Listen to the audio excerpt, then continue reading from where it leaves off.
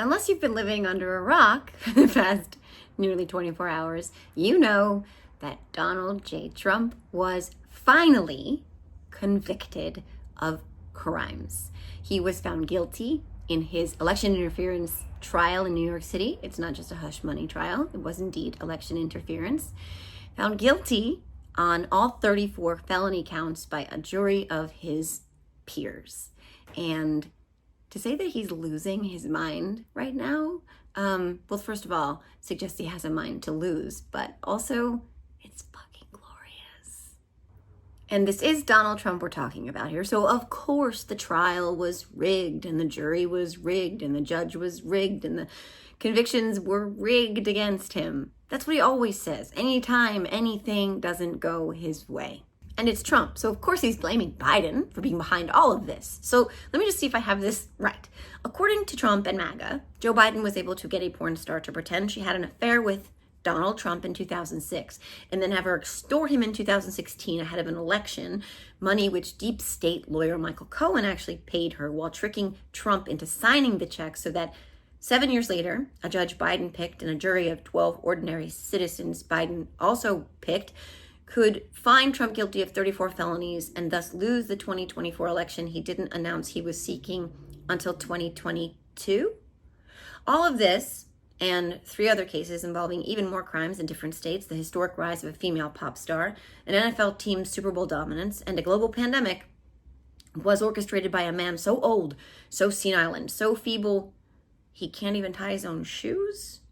And as an aside, the upside to the Stormy Daniels hush money payment was that Trump got 1 term as president, during which time he was impeached twice and was handed a once-in-a-lifetime global pandemic. He bungled so badly, he lost re-election, which meant that he was once again a private citizen who could be charged with the crimes he committed falsifying the payments he made to her, and then had to sit in the freezing cold courtroom he became known for sleep farting in and listen to her tell the world that he sucks at sex before a jury of his peers found him guilty on all 34 counts, making him the first ever former president to be convicted of felony crimes, an infamous distinction which will follow him for the remainder of his life, which, no matter how long that turns out to be, will be exponentially longer than the 90 seconds he spent having sex with her. I'm sure it was worth it, though. My guest this week is Jack Hopkins. Jack has been a student of human behavior for almost 4 decades. For over 25 years, he assisted men, women, and children from coast to coast and around the world with overcoming their obsessive worrying and becoming a more resilient human being. He's taught and or worked with people at such places as the Pentagon, the National Institutes of Health, Boeing, and MasterCard, and has assisted CEOs of companies in 30 states in becoming better leaders. As of 2018, he turned 100% of his focus towards doing what he can with his platform to defeat Donald Trump and to keep those who support this now convicted felon from achieving their goal of ending democracy. His knowledge and mastery of language patterns to influence thoughts and behaviors in positive directions show a high level of expertise and effectiveness. Jack is awesome. We have become fast friends. He's my brother from another mother in Missouri. Jess Piper's my sister from another mother in Missouri. And I love talking to him. I can talk to him all day long. He is a badass. So I hope you enjoy. Welcome to the Are You Effing Kidding Me podcast, Jack Hopkins. Hi, Jack. How are you? How are you, Joe? I'm great. I'm super great. I'm happy to see your face. We have met virtually once before because you were so generous to have me on your wonderful podcast, The Jack Hopkins Show. And I had such an amazing conversation with you. And I admitted things that I've never told the interweb. But it, like, even after we stopped recording, the conversation just kept going. I felt like I could have talked to you for a zillion trillion hours. And I feel like I want to pick up on some of that. But Likewise. What amazing. So you're doing well? Doing well. You mentioned the weather is scorching there. We are looking at some wicked storms moving in. So we're both kind of dealing with the extremes today. Yeah. And you're in Missouri. Am I right? Yes. Yeah. Missouri, you all get tornadoes there, though? Yeah, we do. Knock on wood, in the area that I live in, we've not, I guess it's been about 5 years since we've had a direct hit, within oh, 5 miles of where I'm at. So we get a lot of straight line winds and things like that. But as far as the big wicked tornadoes, we've been lucky for a few years now. Knock on wood. I mean, some of the devastation just even recently that I've seen in Nebraska, et cetera. Nebraska, that's pretty north for these things, right? But like Oh, yeah. it's terrifying. I mean, that I've now been through an earthquake, several little ones after that, which was crazy. I didn't expect that. But a tornado for me, I'm like, is terrifying. If I can't even imagine it. Yeah, it's funny. You get used to, I guess, what you grew up with. Now, when I lived in Guam, I experienced a couple of earthquakes there. And that for me was freaky because here in Missouri, that's not something we deal with. But while I recognize the danger and devastation of tornadoes, it's just something that's been part of every year since I was old enough to think. And so it's less scary, but no Yeah. less devastating. Yeah, I mean, we get our fair share of hurricanes, and in some of those hurricanes, we have these little pop-up tornadoes, but I've never seen one or been near one. So, I mean, again, knock on wood. But Right. stay safe and sound today. So that's my wish for the universe and for Mother Nature. Just keep Jack Absolutely. safe and sound.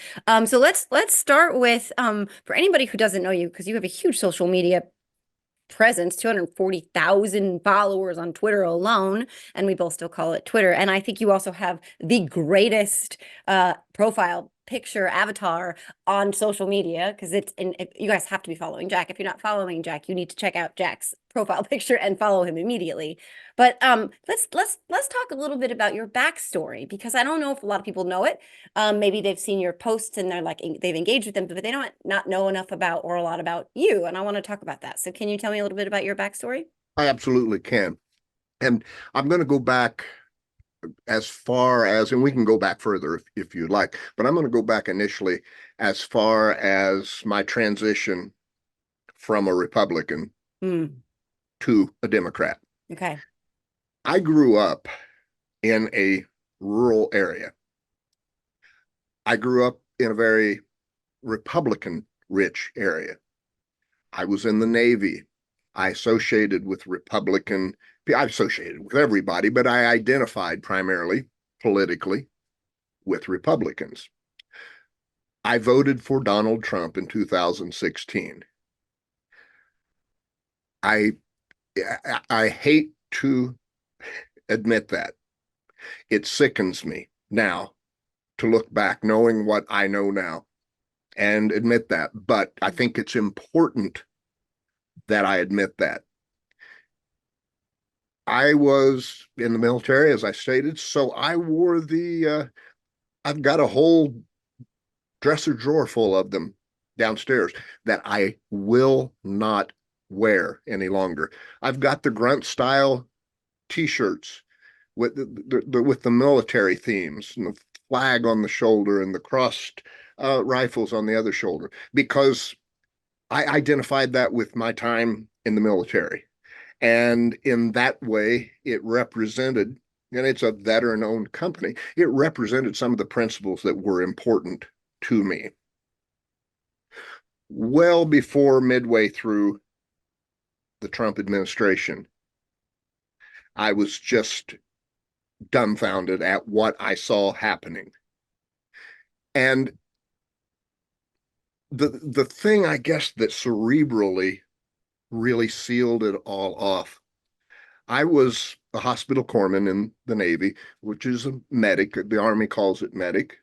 But I also became a nurse and did some nursing for a short time after I left the Navy. And I'm watching what's happening with this pandemic. And I'm watching the president of the United States come on stage, look the public in the eye, look the American people in the eye, and lie to them Mm. and tell them to do or not to do things that science was strongly suggesting would not be in their best interest. And I'm thinking, Jesus Christ, what is happening here? This is the leader of the free world in a pandemic that's killing hundreds and thousands of people, and now in the millions, of course. And I just I was mind boggled. I just couldn't get my hands around it. So when I left the Republican Party, I left the Republican Party, but also became a Democrat. And I became a Democrat because, in my mind, and I stand by this today, there are only two parties. Mm-hmm. In terms of who's got a viable candidate, and in terms of who can really become president, we've got the Republican Party and the Democratic Party. And I couldn't just leave one and be free floating. That just has never made sense to me.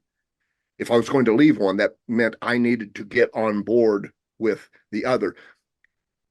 And it was Trump, yes, but it was also looking at the Republican Party, the GOP, who was falling in lockstep with this man.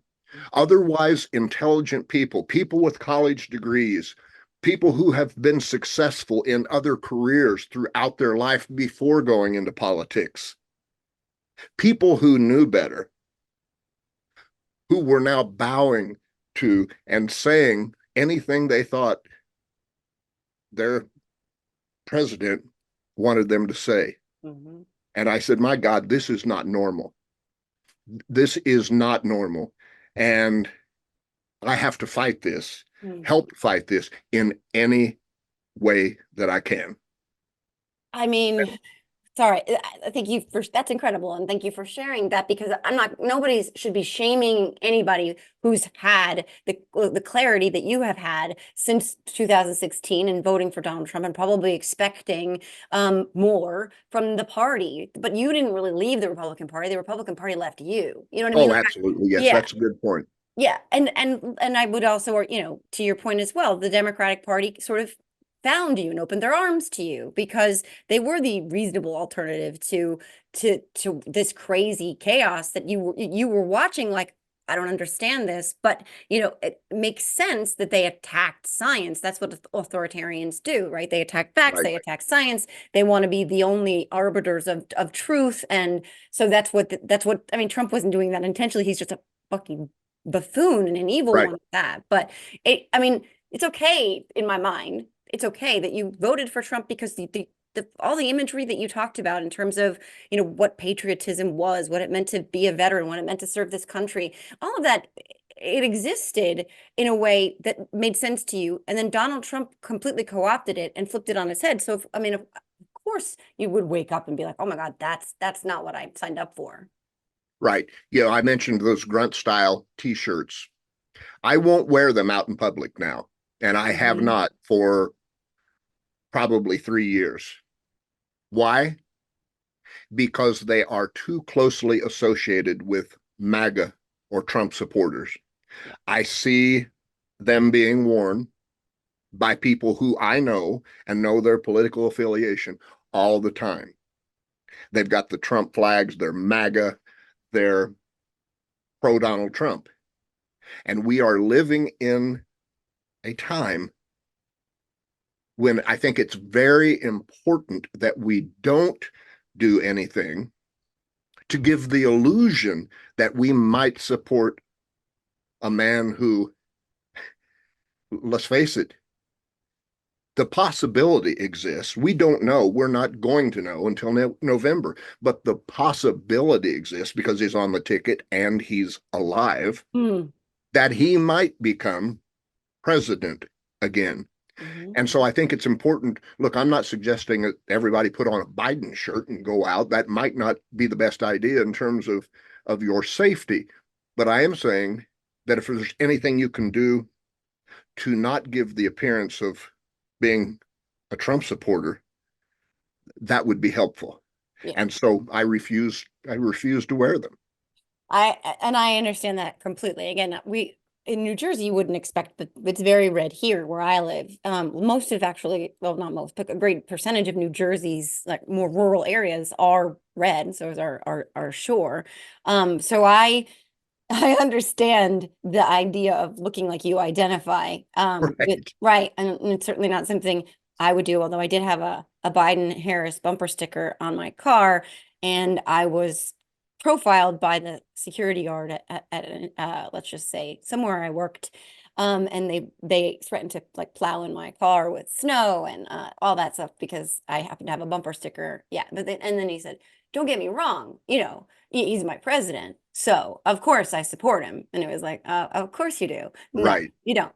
But I wanted to talk really quickly about this an idea of how it could possibly be that a five-time draft deferred loser who's described our fallen heroes of war as suckers and losers, and asked John Kelly while they were standing in Arlington National Cemetery what was in it for them, and said that he didn't want any wounded veterans to be anywhere near him or in sight when he was around.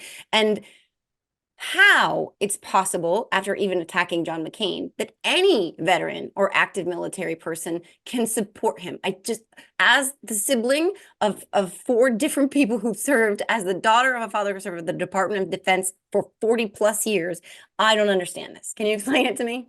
I have a theory. If you will look at the length of time we were at war, young men and women, year after year after year, going off to war. Iraq, Afghanistan,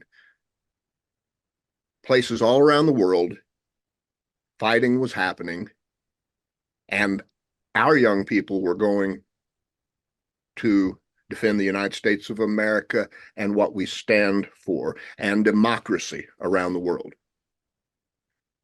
It's been a very brutal 20 plus years of fighting around the world. There's been a level of violence that our young people have seen for such a long period of time. We're talking over 2 decades. And I think there's this feeling of anything worth doing right is worth doing aggressively and as violently as possible to get the mission accomplished, because that's what they were taught to do in their military training, and more importantly, in actual combat. Actual combat is about force. It's about overwhelming decisiveness and aggressiveness and speed and bam, bam, bam. We're good at sending young people to war. We're not very good at dealing with the young people that we sent to war when they come back home from war. Mm-hmm. And so our population right now is loaded, absolutely loaded with people who have been through horrible experiences. For people who, many days of their lives, it was kill or be killed. And so when that's been so deeply embedded within you, not only you as a soldier, but us as a culture, because we know that everything that happens with the United States abroad, it kind of sets the tone for what's going on here at home. So that whole thing gets woven through the entire tapestry of the US population. And then all of a sudden you have this guy that pops onto the scene who doesn't play by the rules, who is overly aggressive, who is forceful, and who mirrors so completely the feelings that people who have been feeling hopeless have been having, and that which has been taking place overseas in the wars that we're fighting. And he just seemed like, he felt like he lined up with American values. No, he didn't line up with American values. He lined up with the anger, the underlying anger and hate that had been created over this 2 decades plus, that many people didn't even know was going on inside of them. Think about that. You had people who we're really doing a pretty good job because, look, society, right? Society, through its rules and through its laws and workplace policies, society normally does a pretty good job at setting enough boundaries that people keep their behavior in check. People, they may think certain things, do certain things, but not too far above the baseline Mm-hmm. because of the way society has set things up. But now all of a sudden you have the president of the United States who comes and says, you know what? Fuck the policies, fuck the baseline, fuck the rules, fuck the laws. We do it however we want to do it. And people said, oh my God, this is beautiful. I finally, after living my whole life feeling like I'm down on one knee, I have finally been given permission to be the asshole that I sometimes feel like being. Mm-hmm. Right. And that's how we got here, I believe. Yeah, no, I think there's so much validity to what you're saying, and I've talked about this too. With really, it's about that permission structure to be your worst, most hateful self, because it just validates for you all the things that you can pass off on to somebody else that are wrong with your life. You can Right. blame they, them, those people because they, them, those people are inferior to you, but they're coming for your fill in the blank because the woke mob that's making you police yourself, your actions, and your thoughts is giving more to them than to you. And by virtue of that fact, taking from you. So that it's just this tinderbox, right? That's been feeding upon itself. And then, like you said, he comes along. I always think of him as the black light in a motel room on the top comforter. People have heard me say that before. And he exposes all of the nastiness and the bugs. And they're like, wait, we've been seen. We're seen. This is our savior. And you cannot put that toothpaste back in the tube. It's just out there. But as for the veterans too, what I find so fucking remarkable, like, because you're right about all of that, makes so much sense in that mentality. And again, authoritarian playbook. But we're talking about less so now, sadly, because of the year we live in, which is 2024, but we still are a country that fought fascism and lost many, many people to that fight. And just today or yesterday, for anyone watching this whenever this airs, very recently, Donald Trump posted a video, a propaganda video of his basically promises should he be returned to the throne. And included among those promises, if you looked in the fine print, was the words unified Reich. The unified Reich, which is clearly not something random that they just pulled out of the universe. They're signaling that he's going to be much like Adolf Hitler, right? Like he's not, and Right. that's not an accident. It's not the first time. So the greatest generation, so to speak, that are still around and their children, were clearly still, mostly obviously still here. How do they square that? Let me tell you, my first wife was an intelligence officer in the Army. She was also a Russian linguist. She was trained not only to speak Russian fluently, but she could also speak the different geographical uh, accents, if you will. So she could blend in, for example, in a far eastern part of the Soviet Union at the time, or someplace much different geographically, where the people who lived there would be able to hear the difference, just like we would hear the difference between somebody from Maine and somebody from Alabama, right? Mm-hmm. I learned during the period of time that we were married, I learned more about the then Soviet Union and how the Soviet Union at that time and the KGB, more specifically, how their misinformation, disinformation, propaganda, etc., how incredibly effectively they were able to use that to create the kind of chaos and division around the world in just the way that they needed it to work to benefit them. And so let me give you an idea. You asked this question about we fought against fascism, but now we've got the GOP nominee for president of the United States coming out and retweeting or posting a video that says, unified Reich, Third Reich, Fourth Reich, if you will. Um, how does that happen? How do we get people who fought for this country recently, who maybe just, it's not been very long ago since they've been in Afghanistan fighting for the United States of America?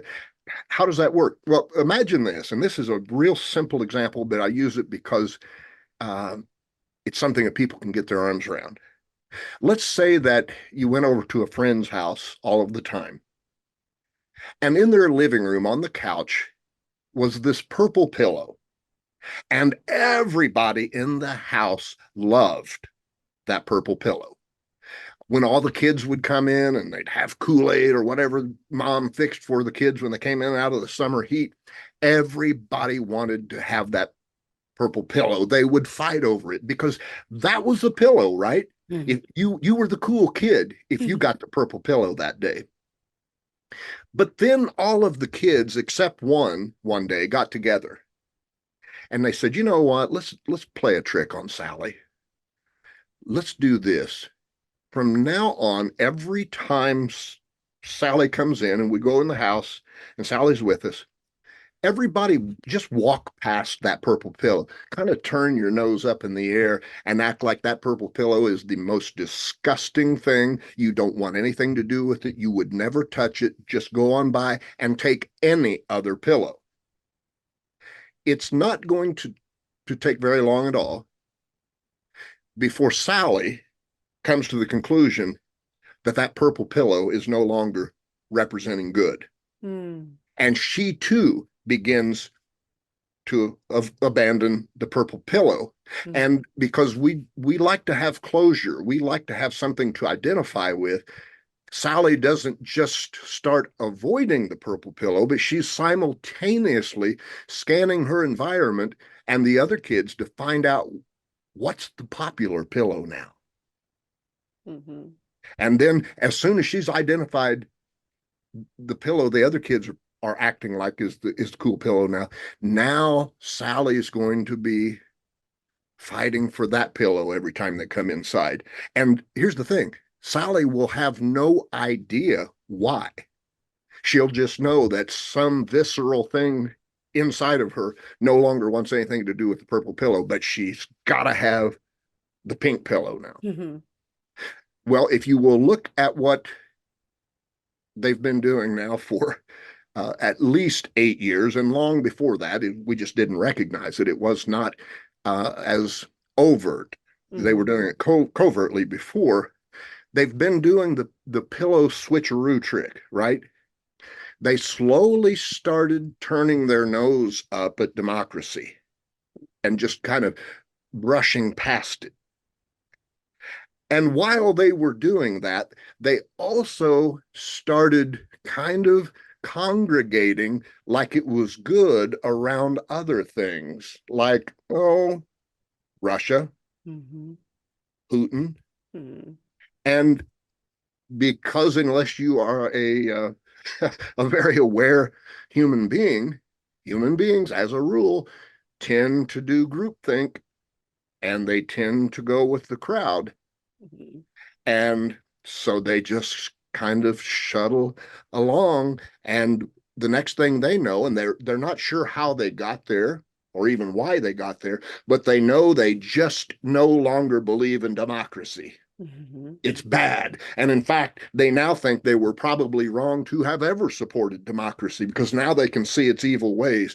Thank God they found this new way. Yeah, no, it's very astute, and it's true because it doesn't happen overnight. But then you look and you look at these interviews with them at the rallies and stuff, and you ask them, what is it about Donald Trump? What are his greatest accomplishments or policies, or why do you love him so much? And they will, first of all, they don't really know, but then they'll say things that are completely upside down and flat out lies, but where they spin things upside down because he's never done anything for them, but they will find a way to sort of try to justify it, but they don't really know because they haven't noticed that little by little they were being chipped away at. And this idea that you're talking about like believing that we need something else that isn't democracy is very normal. It's a normal progression for them. They don't know why. They don't understand how, but it just is. Like a dictator doesn't sound so bad. Maybe we need a dictator. Maybe we need somebody to come in and break the rules and shake things up. And maybe it's true that him being indicted is for us. Like this is, I mean, that's where they have gotten to now, where we're talking about, Tucker Carlson having a TV show in Russia. And Right. half of our, not half, but a great number of the senators in the Republican Party going to Russia for the 4th of July. Donald Trump accepting help from Vladimir Putin. Donald Trump never releasing the transcripts from his one-on-one with Vladimir Putin. To this day, we don't know. Vladimir Putin clearly wanting Donald Trump to win the first term and obviously another term. But the cult, like I call them a cult, but the collective hive, right? They've been brought along and undergirded by hate and anger and fear and rage and what about me and no one's thinking about me, and all of that's just carrying them along to this place where they're like, yeah, okay, so what, he's indicted for all of these things, he's doing that for me, and he's a patriot and I support him. It's really remarkable, actually, but we've seen this playbook throughout history. It is. I can't tell you the number. Well, I actually could tell you if I took the time to just kind of go down the list. I personally know in a 10-mile radius of where I'm standing right now, I can think of no fewer than 10 law enforcement officers, including state highway patrol, sheriff's deputies, and police officers who are against aid for Ukraine and who hate Joe Biden. Mhm. Now, of that, no fewer than 10, at least 4 or 5 of them that I can think of right off the top of my head have served in the military. Now, when I think about the idea they've taken that oath, they've served to defend our country, and they're at this point. One of them, by the way, recently retired and bought a place out in Idaho to be closer to the militia Wow. groups in that area. Mm. Now these are people who, this one in particular, who 2 months ago was pulling people over, giving speeding tickets or making minor drug possession arrests on the interstates because he was, for law and order, right? Mm. But he wants to go be closer to a militia group that aligns with this whole unified Reich Mm-hmm. ideology. I mean, we are in a really weird place, in a very weird place, and yet here's what happens. I think all too often, because it's so weird, we kind of act from this illusion that it's also very complex, and nothing could be further from the truth. This is not complex at all. It's very simple. This is good versus evil. Mm-hmm. Plain and simple. Yeah. Plain and simple. Yeah. So while we may have questions and things may seem mysterious to us and we just can't figure out why this person would do that or that group would say this, at the end of the day, I think it's important for us to just realize, regardless of why they're doing it, we acknowledge that they are, realize what it stands for, what it represents, Mm-hmm. and that you've really got two forces right now, good versus evil. And the problem is, the thing that's challenging and confusing for people is both sides are casting the other one as evil. Yeah. And each side's casting itself as good. And so it's understandable then why people who don't spend a lot of time reading or researching are feeling confused and are very vulnerable to being manipulated. Oh God, it's so true. And this manipulation of the truth, like this fundamental battle over the truth, and those people who are out there still sounding the alarm while identifying the truth of this moment and boiling it down into simple concepts, like you just said, good versus evil, but the foundation being built upon an accepted truth, reality. Because what I'll bet a lot of those friends of you, or not friends, a lot of those people you know, if you were to ask them what January 6th was, even though they watched it, even though you watched it, I watched it, or my kids watched it, we all watched it, we all know what happened, we all saw it, that they would probably tell you that you've been lied to, that those are lies, that it wasn't violent, that you're being ridiculous, or they would go to the extreme where they would say, actually, it was inside job, it was Nancy Pelosi, it was Antifa, whatever it is that they need to say to make sure that it fits into that box in their brain that tells them that Donald Trump could never have done that to law enforcement officers, or that it's impossible that he would want an attack on the citadel of our republic. It's impossible. Whatever it is they have to tell themselves to fit into that narrative, they will tell themselves. I know They personally absolutely people will. like that as well.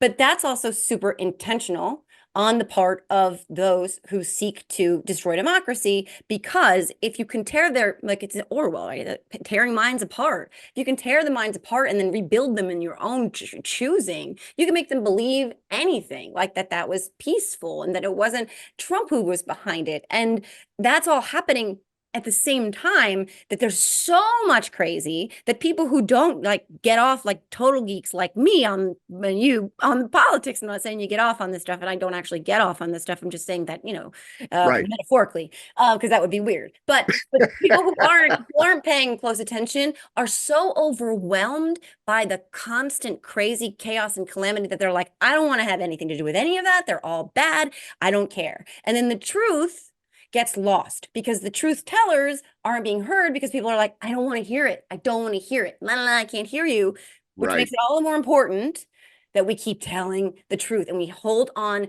to it with both hands, because as long as we do that, we have a shot. I couldn't agree more. Let's go back to the confusion aspect of this for a minute, and how it places people in a vulnerable spot. For over 25 years, I worked with men and women from around the world, assisting them to overcome their anxiety or their irrational fears.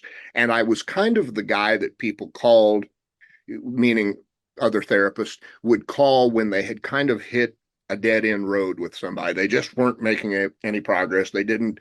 So by the time I got people, they'd already been through usually several other people who had tried to help them and not been too successful. And so I had to employ a lot of really non-traditional and illogical methods and techniques to be able to make any progress with them. And one of the things that I use quite often, and I would never claim that I was a magician. I dabbled in magic and knew just enough tricks to incorporate into what I was doing for the purpose that I had. But if I had somebody that I knew was coming in with a belief that I'll never be able to get over this anxiety, I just never will. It doesn't matter what you throw at it, the number of techniques that you teach them to use or that you use with them, if they've got a solid set in place belief that says, I'll never be able to overcome my anxiety, almost everything's going to fail, because that belief sets the tone for what they think can happen. And so even if the technique is making some measurable changes, their belief won't allow them to recognize those favorable changes. So you first have to address the belief. One way I would do that, because let's face it, when we've got a belief and we've had it for long, it's strong, it's deeply rooted, and it's hard to move. So I would use some really visual magic trick that I knew they had probably never seen before, and that I knew as soon as they saw the result, they would go on an inner search for an hour trying to figure out what just happened and try to explain it, and they would come up with nothing. And it's that coming up with nothing space that's critical, because when we come up with nothing, it's very uncomfortable. We hate to not know the explanation to something or why something we just saw. We can't stand not having an explanation. And while somebody's in that critical moment, if you supply them something that even remotely sounds feasible, they'll latch onto it immediately because they're looking for that closure. It's too uncomfortable. They want a way out. So what I would do this magic trick, and I had this favorite one that I would do. I would have them write something on a piece of paper and then wad it up and then put it in an ashtray in front of me, and we'd light it on fire and burn it up, right? Now, the thing is, I didn't know what they wrote on the paper, or didn't see it, I should say. But because of the wording that I had used, I kind of caused them to write what they wrote. They just didn't know it. Now, I had already used something to write that on my arm, but it was invisible. It was invisible to the naked eye. As soon as that note had burnt up and there was nothing but ashes, I would tell them, okay, think about it really, really hard. And I'd stare at my arm and I would pick up those ashes. I would rub them on my arm, and it would appear as though the words were rising up out of my arm in black letters, and it would say exactly what they wrote on there. Wow. Now, that's a pretty strong thing if you don't know how it's done. And I've had a couple of people actually start crying out of overwhelm when they saw that. But here's what would happen. I would give them just a moment. I would let them get really deep into that. Holy fuck, I'm totally confused. I can't explain this. And I would say, looking them dead in the eye, I would say, do you know what that means? They would say, what? I'd say, it means you have everything that's required to be able to overcome this anxiety and get back to a free and better life. And then I would quickly change the subject, and I would ask them a question about something else before they had time to recover and start thinking about, well, does what he just said make sense? And I would go someplace else. Now, because they were looking for a way out, I supplied it to them. They latched onto it, but before they had time to think about it, I took them somewhere else. Now I know they've got this really dominant thought in the current moment and don't even know it, that I have everything I need to overcome this anxiety. Now, that's exactly what Donald Trump has been doing since the day he came down the escalator. It's exactly what he's been doing. Yes, at this point, I agree with everybody out there, the physicians, the doctors, the psychiatrists who are saying he's suffering from dementia and he's rambling. But if we go back 8 years, Donald Trump's rambling was a different kind of rambling, and it was a rambling that was used to confuse. It was impossible to track. He spoke in something called nested loops. And a nested loop goes like this. You begin a story, but just before you get to the end of the story, you break off into another story and you start down that line. And just before you get to the end of that story, you break off into a third story, and then you do it into a fourth story. Now you've got 4 different loops open with no closure. And again, remember, people can't stand not having closure. And so their mind is like a sponge. It's listening closely for the closing of each of those stories. But while he's in the middle of that, while their mind is like, come on, give me the answer, he delivers the core message. He delivers the thing they really want. He doesn't care if they remember the stories. The stories are just something to put them in a confused state so that he can deliver without any interference from their conscious mind. He delivers the boom, and then you'll notice he'll back out in order. And he'll start closing the third loop, and then he'll close the second loop, and then he'll close the first story or loop. And then that gives them that feeling of, okay, cool, I've got closure now. That was good. But they'll tend to not be conscious of what he delivered in the middle, the core message. They'll be distracted by the stories, and they'll walk out of there not realizing they're now just about much more accepting of the Nazi references. And when that happens time and time again, face it, some of these people travel around the country and go to every frickin' rally that he has. And if they can't, they will watch the replay on YouTube or wherever it's available. So they get these same messages time and time and time again. And it's also people who feel like largely that they're filling some void, right? Like that they need this, because maybe they are like, those people that you were treating, that they can't overcome whatever it is that ails them, whatever they think is their failing. Maybe their dick is too small, maybe their job pays too little, maybe they're not smart enough, maybe their wife left them, whatever it is, that there's some void that he comes in with that message and those closed loops. Like, I think that's brilliant. I never ever thought about that, but he comes in and closes those loops, and in the middle of all those closed loops is this core message that fulfills that void for them and validates all the Bingo. things that they right. So all the things that they blame on others, and that is fascinating. I like don't want to give, and I do hesitate often to give him any credit for anything, but I will say that maybe he understood that psychology from his past life and business, et cetera, et cetera. And it maybe his father played those tricks with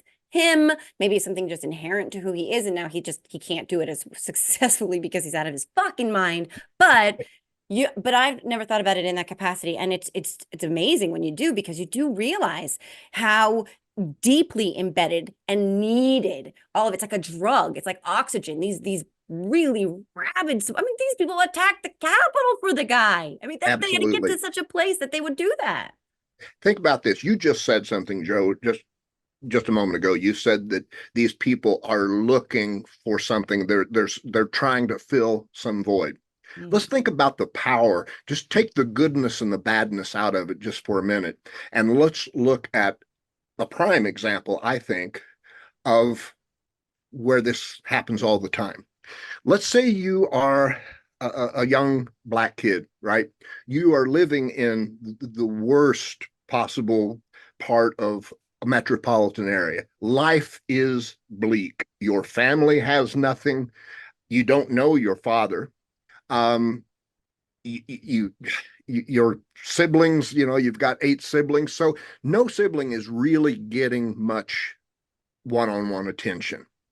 There aren't a lot of father role models in your neighborhood. You just kind of feel empty and listless and like your life doesn't matter.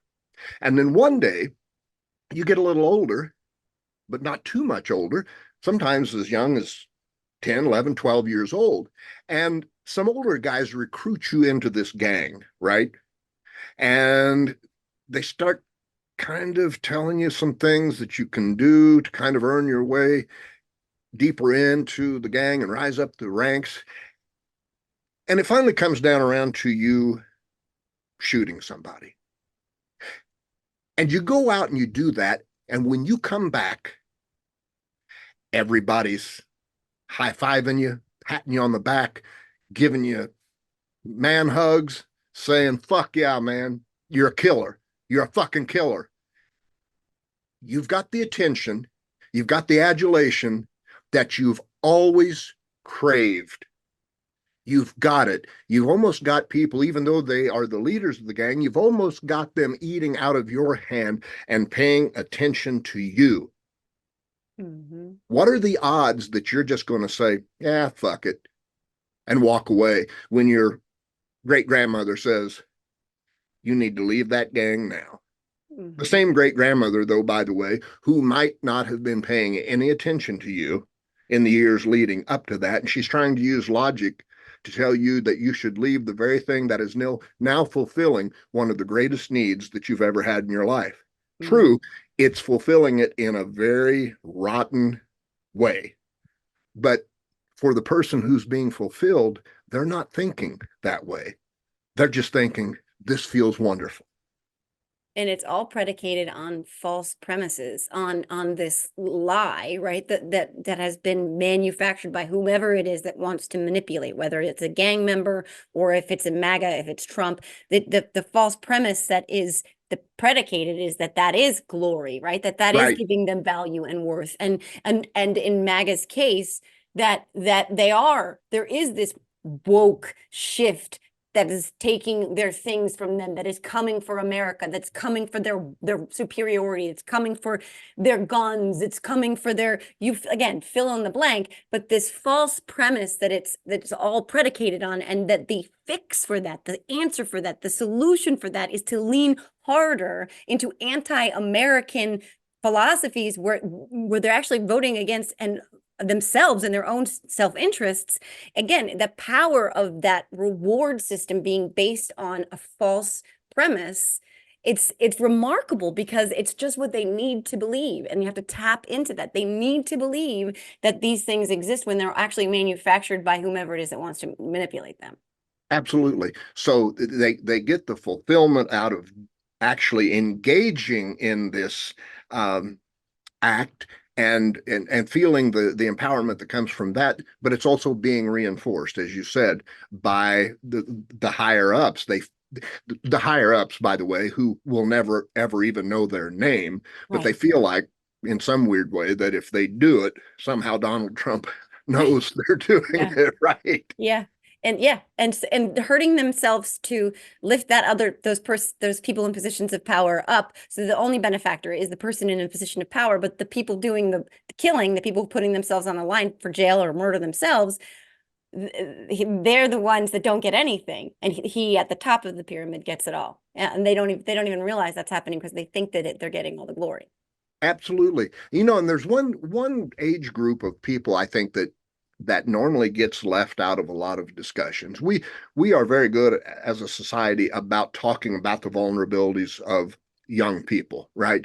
And primarily because, you know, it's between 23 and 25 years of age Mhm. before our prefrontal cortex, or the brain that thinks logic and analytically, is even fully developed. So it's just kind of how we are hardwired. We're not going to be doing our best thinking as Mhm. a 17-year-old person.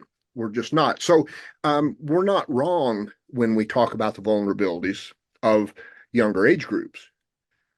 And we're also not wrong when we talk about one of those vulnerabilities.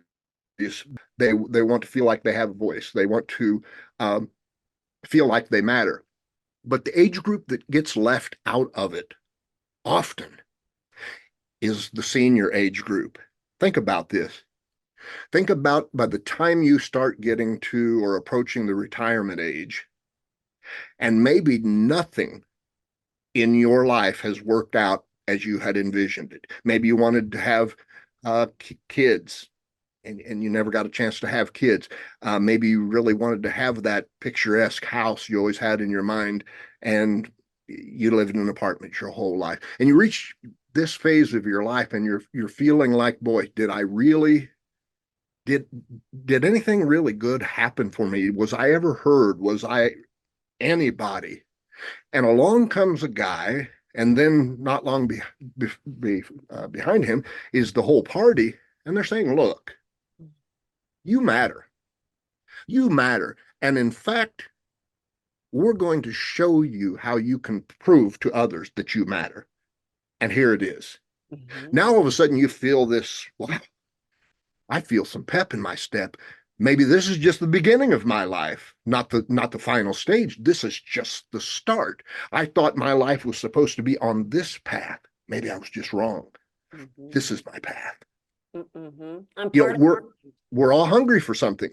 Yeah, and I'm part of something bigger than me, Yes, which is the cult mentality, but also it's working with those people who feel like life has abandoned them and opportunities have abandoned them for other reasons that weren't attributable to them. But one place where this is actively being pursued and groomed, to borrow a phrase, as my Alexa reminds me to water my trees, is and I'll tell you who knows about it, is Turning Point USA and Charlie Kirk and those young men who understand that, to your point, those 23-year-olds, a little bit younger, but those younger males without the fully formed frontal cortex, how do you call that again? I call it prefrontal cortex. prefrontal cortex. I call it Yes, that frontal lobe. That's the way I think about it. But I have a 14-year-old son, so when I tell him, I'm like, that's because your frontal lobe is not formed all the way. But right. those dudes are in a similar spot in a weird way because society's been like trying to, like, they don't know where they fit, and society's like, for all young men and women, it's this way where you're like, I don't know where I belong, and then they go to college and they feel really vulnerable, and they're like, I don't feel like I have a home, and then along comes Turning Point USA, and they're like, oh, you have a home with us. Do you feel like you don't have a home? Oh, but guess what? We see you. You do have a home. Can't get a girlfriend. That's not your fault. We understand that. We can't get girlfriends either. And that's their fault. Blame them. And these dudes are like, Oh, because there's this huge trend right now in that demographic, young men, like my son's age to like 24, shifting very hard, right? And it's not accidental. It's very much intentional, but it makes a lot of sense too, because they are like those older people you just described are super vulnerable to needing something that they can fit into, something bigger than them, something that makes them feel special. And it shouldn't be coming from these groups, but these groups are smart enough to take advantage of it. They are, and it's you bring up a good point about the teenagers, especially. Look, when for a male, particularly when you're going through puberty and you get that surge, we're talking surge in testosterone, right? Where responses are happening within your body that never used to happen, and they're kind of overwhelming, and you get feelings that you've just never had before. Mm. That's a vulnerable time. That's a vulnerable time because everything about you then has an aggressive edge to it and it can be exploited. And so everything about what the right is saying and what Trump is saying, it's a good match for that part of a hell of a shot or spike in testosterone. It kind of plays into that. And if there's one thing, and this is the biggest challenge for me today as somebody who identifies as a Democrat. I've made no bones about it, and I've said this every time I got a chance, or I've written it, and I'll say it today on your show. I didn't just magically leave all of my Republican traits behind when I came to this party. I realize I do not think and behave in the way that somebody who's been a Democrat their entire life does. But I also am very grateful that I didn't leave all of those traits behind because it's so often not the trait that is problematic or not. It's how it's being applied. Mm-hmm. It's what's the end result? What's the outcome for the way that you're using that trait? What are you trying to accomplish with it, right? So clearly, as do you, we have a harder edge than perhaps your average Democrat, right? Mm-hmm. We have a different way of communicating. It's not for everybody, but then again, communication that's for everybody is really for nobody. Mm-hmm. If you're going to really connect with someone, you're going to have to risk it driving somebody else away. Mm-hmm. And so, where I was going with this is, I guess one of the most aggravating things to me is even at this point where we've got Trump reposting videos, with references to Nazi Germany, that we still have Democrats who will post, yeah, but that's not who we are. We're not going to stoop to that level. Look, I'm going to tell you one fucking thing right now. We better be willing to stoop to some levels we've never stooped to before, or they're going to hand us our ass on a silver platter in this election. We are not going to be able to nice our way to a win. We are not. I mean, fucking amen, right? Like, right. Exactly. I know we're not supposed to get in the mud because we both get dirty and the pigs love it, but I don't fucking care. I'm getting in the mud if I have to, if that's where the fight is. Now, I don't want to kill any pigs, so hopefully I'll just, I don't want to talk about killing anybody, but like, I'll get in the mud and kick your ass if I have to. I don't fucking care. I got showers. We got water. Like I tell our kids when they play baseball, we got ice. I'll be all right, but I'm going to get in there and fight. And if I cede that ground, if you cede that ground to them, then they take a little bit more every time. They take a little bit more every time because they know we're not going to engage, and then a little bit more of the truth is ripped away. And then that's how you get conversations like, well, don't take Trump literally. He's Trump. He just says a lot of things. Like, oh yeah, he echoes Hitler just, but he doesn't mean to echo Hitler. And that's the kind of shit that we can't do. But I love you and I love your style, and I totally see you eye to eye, because it's like fucking amen, right? We got to get down there and get dirty if we have to. And we got to fight them where they are. Right. And here's my thing, just to clarify, because some people, if you're not real clear on this, people will think you're saying or meaning this when you're really not. No, I am not promoting doing things that are illegal or breaking laws. No. But I'm every bit behind if it's necessary. If it is necessary, breaking rules. Yeah. Rules are not laws. Policies are not laws. Laws are laws.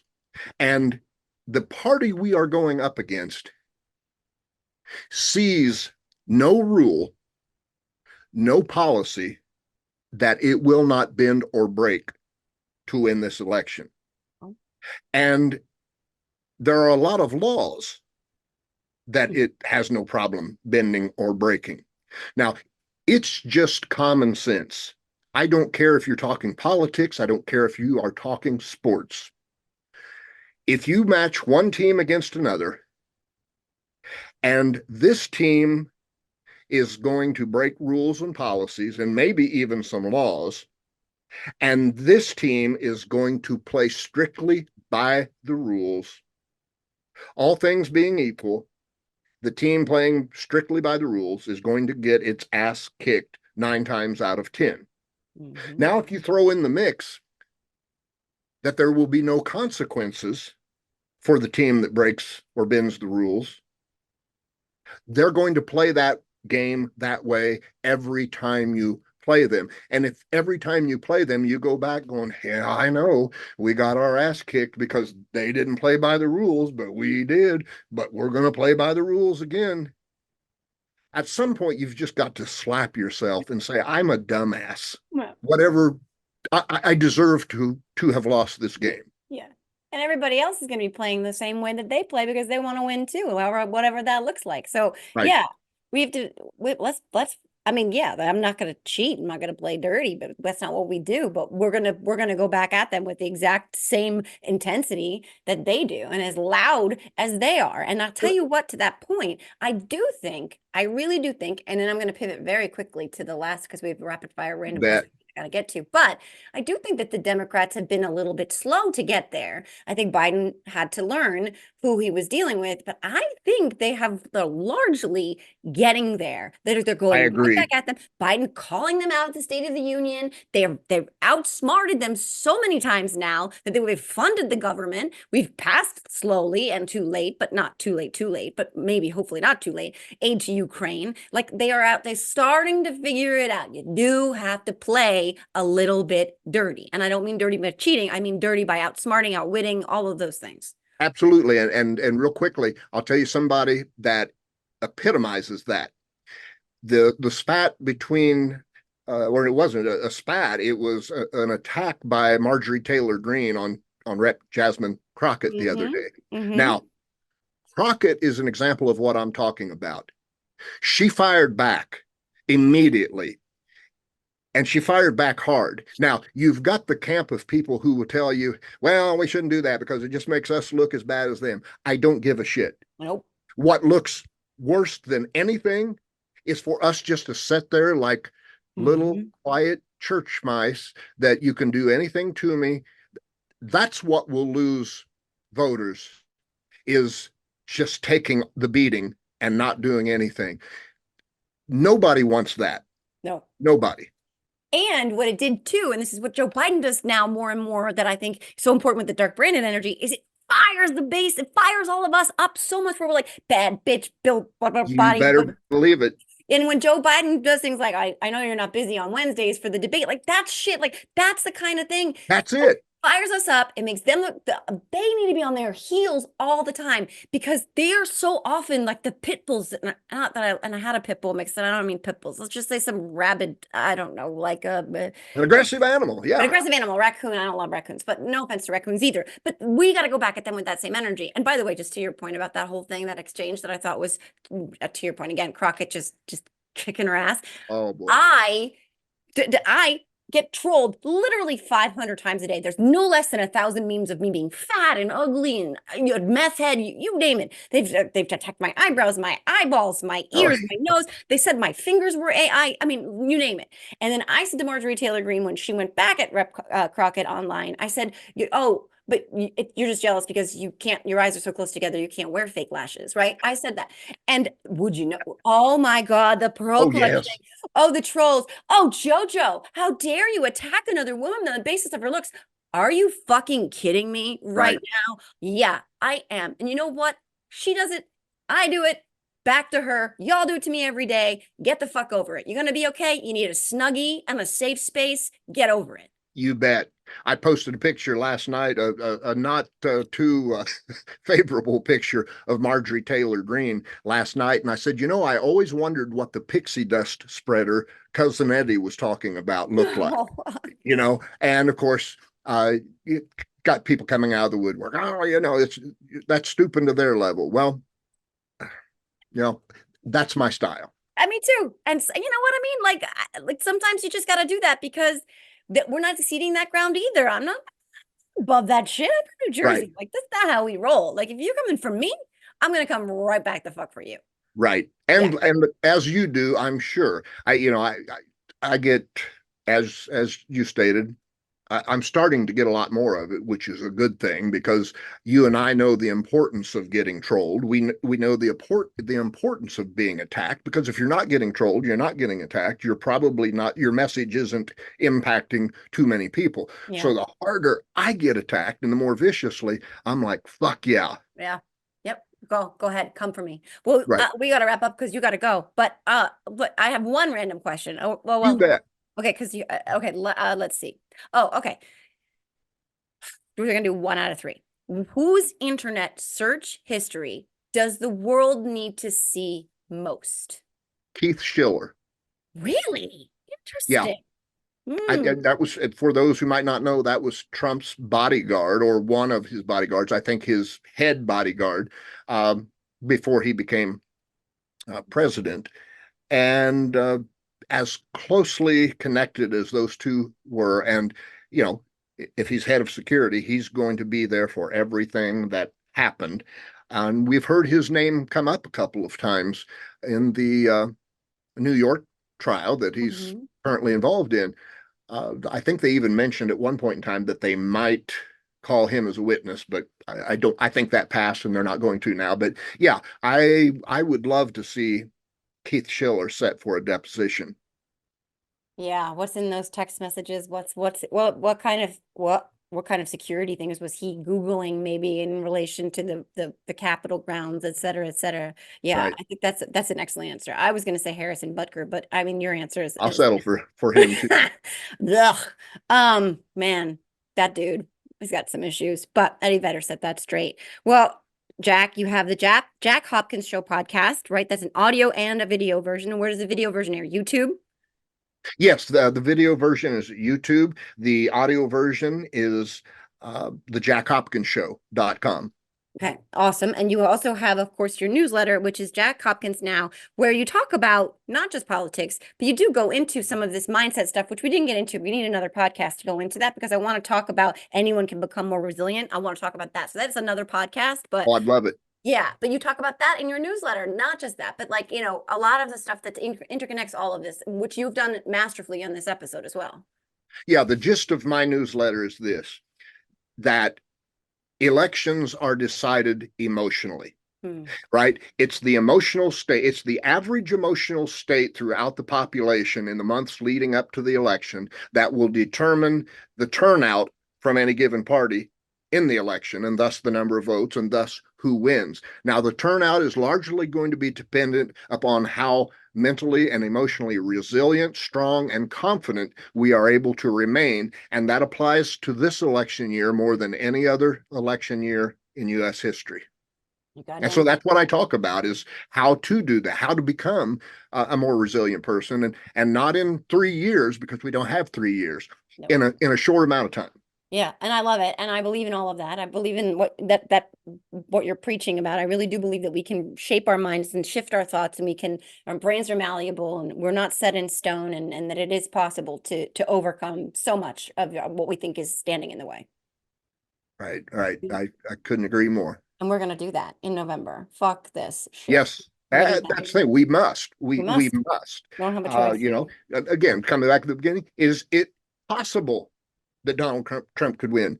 Well, yes, it's possible, which is why it's so important that we vote and fight like hell. But we are going to win because I have confidence that we are going to come out in numbers that we'd never even imagined in 2020.